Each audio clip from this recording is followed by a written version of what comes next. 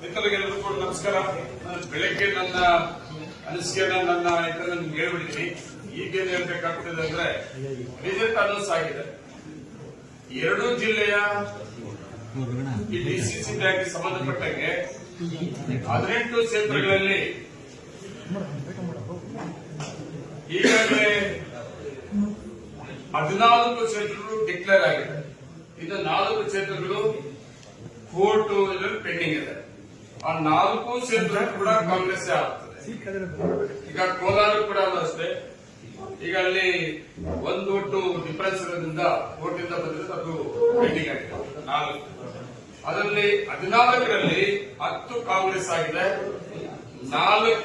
2 BJP ಆಗಿದೆ, 1 JDS ಆಗಿದೆ, ಇನ್ನೊಂದು ಯಾವ ಪಾರ್ಟಿನೋ ಗೊತ್ತಿಲ್ಲ. ಬೆಳಿಗ್ಗೆ ಬಂದಿದ್ದು ನಮ್ಮ ಕಾಂಗ್ರೆಸ್ ಪಾರ್ಟಿ ಅಲ್ಲ, ಎಲ್ಲಿ ಬೆಳಿಗ್ಗೆ ಮತ್ತೆ ಅದು ರಿಪೀಟ್ ಮಾಡೋದು.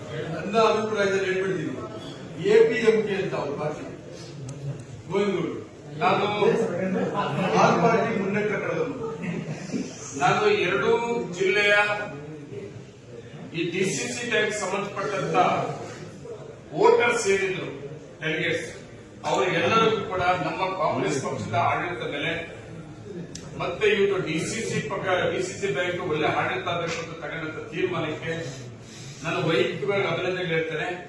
ಅದರ ಜೊತೆಗೆ ನಾನು 2 ಜಿಲ್ಲೆಯ ನಾಯಕರಿಗೆ ಒಂದು ಧನ್ಯವಾದ ಕೂಡ ಹೇಳ್ಬೇಕಾಗ್ತದೆ. ನನ್ನ ವೈಯಕ್ತಿಕವಾಗಿ ಏನಂದ್ರೆ ನನಗೆ 3 ಸೀಟನ್ನ ಡಿಸಿಸಿ ಬ್ಯಾಂಕ್ ಬರೋದಕ್ಕೆ ಅವಕಾಶ ಮಾಡಿಕೊಟ್ಟಿದ್ದು 2 ಜಿಲ್ಲೆಯ ನಾಯಕರು. ಒಂದು ಅದರ್ಸ್ ಅಭ್ಯರ್ಥಿ ನನಗೇ ಬೇಕು ಅಂತ ಕೇಳಿದ್ದೆ, ಗೋವಿಂದಗೌಡರ ಮೇಲೆ ಮಾಲೂರು ತಾಲೂಕಿನ ಪಿಎಲ್ಡಿ ಬ್ಯಾಂಕಿನ ಅಧ್ಯಕ್ಷರಾದ ಪಾಲ್ಗೇರಿ ಶ್ರೀನಿವಾಸ್ ಅಂತ ಕೇಳಿದ್ದೆ. ಮತ್ತೆ ಮಿಲ್ಕ್ ಸೊಸೈಟಿಗಳಿಂದ ಅದು ಕೂಡ ನನ್ನ ತಾಲೂಕಿಗೆ ಬೇಕು ಅಂತ ಕೇಳಿದ್ದೆ.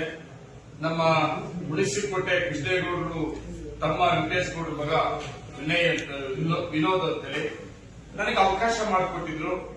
3 ಕ್ಷೇತ್ರಗಳು 3 ಅಭ್ಯರ್ಥಿಗಳಲ್ಲಿ 2 ಅಭ್ಯರ್ಥಿಗಳಿಗೆ ಗೆಲ್ಲಿಸಿಕೊಟ್ಟಿದ್ದೀನಿ. ಒಂದು ಗೋವಿಂದಗೌಡರ ಮೇಲೆ ನಮ್ಮ ಪಾಲ್ಗೇರಿ ಶ್ರೀನಿವಾಸ್ ಪಿಎಲ್ಡಿ ಬ್ಯಾಂಕ್ ಅಧ್ಯಕ್ಷರು ಸೋತಿದ್ದಾರೆ. ಅದಕ್ಕೆ ಕಾರಣ ಬೇರೆ. ಎಲ್ಲ ಈ ಅದರ್ಸ್ ಏನು ವೋಟರ್ಸ್ ಇತ್ತು ಅದೆಲ್ಲ ಗೋವಿಂದಗೌಡರು ಎಷ್ಟು ಬೇಕಾಗಿ ಮಾಡ್ಕೊಂಡಿದ್ರು ಅವ್ರು ಗೆಲ್ಲೋದಿಕ್ಕೆ. ಆದ್ರಿಂದ ನಾವು ಸೋತಿದ್ವಿ 1 ಅಭ್ಯರ್ಥಿ. ಇಲ್ಲಿ 2 ಮಿಲ್ಕ್ ಸೊಸೈಟಿಗಳಿಂದ ಕೋಲಾರ ಜಿಲ್ಲೆ ಮಿಲ್ಕ್ ಸೊಸೈಟಿಗಳಿಂದ ನಮಗೆ ವಿರೋಧನ ಗೆಲ್ಲಿಸಿಕೊಟ್ಟಿದ್ದಕ್ಕೆ ನಾನು ನಮ್ಮ ಜಿಲ್ಲೆಯ ಹಾಲು ಉತ್ಪಾದಕರ ಸಹಕಾರ ಸಂಘದ ಅಧ್ಯಕ್ಷರು ಮತ್ತೆ ನಮ್ಮ ಜಿಲ್ಲೆಯ ಎಲ್ಲಾ ನಾಯಕರು ನಮ್ಮ ಸಹಕಾರ ಕೊಟ್ಟವರಿಗೆ ಧನ್ಯವಾದ ಹೇಳ್ತೇನೆ. ಮತ್ತೆ ನನ್ನ ತಾಲೂಕಲ್ಲೂ ಕೂಡ 14 ಸಹಕಾರ ಪತ್ತಿನ ಸಂಘಗಳಿತ್ತು. 14ರಲ್ಲಿ ಇನಾಮಿನೇಷನ್ ಮಾಡಿಕೊಟ್ರು ನನಗೆ ನಮ್ಮ ದಿಲ್ಲಣಿ ರಮೇಶ್ ಅವರನ್ನ. ನನ್ನ ತಾಲೂಕಿನ ಜನತೆಗೆ ಮತ್ತೆ ಆ ಸಹಕಾರ ಪತ್ತಿನ ಸಂಘದ ಅಧ್ಯಕ್ಷರೆಲ್ಲರಿಗೂ ಕೂಡ ನಾನು ಧನ್ಯವಾದ ಹೇಳ್ತಾ ಇದ್ದೇನೆ. ಇನ್ನು ಮತ್ತೆ ಬೇರೆ ಏನು ಮಾತಾಡ್ತಿಲ್ಲ. ನಮಸ್ಕಾರ.